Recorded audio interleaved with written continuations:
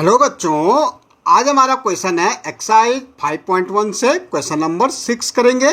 In the given figure angle 1 and angle 2 are supplementary. Angle if angle 1 is decrease what change should take place in angle 2 so that both the angle still remain supplementary. भाई सबसे पहले देखो supplementary हमारा क्या होता है। अगर दो एंगल का सम, अगर हमारे दो एंगलों का सम क्या होता है 180 डिग्री होता है तो हमारा क्या कहलाता है, सप्लीमेंट्री एंगल कहलाता है। सप्लीमेंट्री क्या होता है, sum of two angle is 180 degree is called supplementary.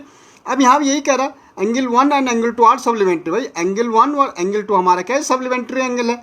Okay, एक सीधी लाइन हमें 180 की होती है, भाई इससे दो एंगल बन गए ये लाइन से, तो हमारे क्या हो गए एंगल 1 एंड एंगल 2 क्या हो गए, सप्लीमेंट्री एंगल हो गए। बिल्कुल करेक्ट है। इफ एंगल 1 इज डिक्रीज, भाई अगर एंगल 1 को हम डिक्रीज कर दो, भाई ये हमारा है एंगल 1 हमारा ये बड़ा ऐसा है, इसको अगर हम डिक्रीज कर दे भाई तो ऐसा कर देते, छोटा कर देते हैं, इस लाइन को हम सीधा करके घुमा के यहाँ ले आते हैं। ठीक है, अब एंगल 1 ये हो गया और एंगल 2 क्या हो गया, बड़ा हो गया।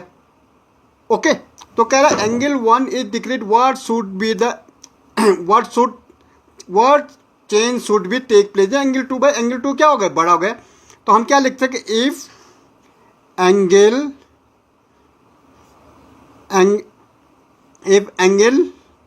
1 इज डिक्रीज, अगर एंगल 1 को हम क्या करते हैं, छोटा करते हैं, then angle 2 will be increase. भाई एंगल 2 विल बी इंक्रीज। भाई जैसे एंगल 1 छोटा होगा एंगल 2 क्या हो जाएगा, बड़ा हो जाएगा। भाई देखो ये हमने छोटा किया तो ये बड़ा हो गया।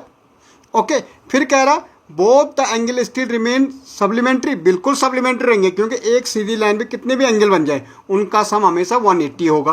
भाई इन दोनों का सम तो 180 होगा, सप्लीमेंट्री होगा। तो हम कह सकते हैं इसमें यस द एंगल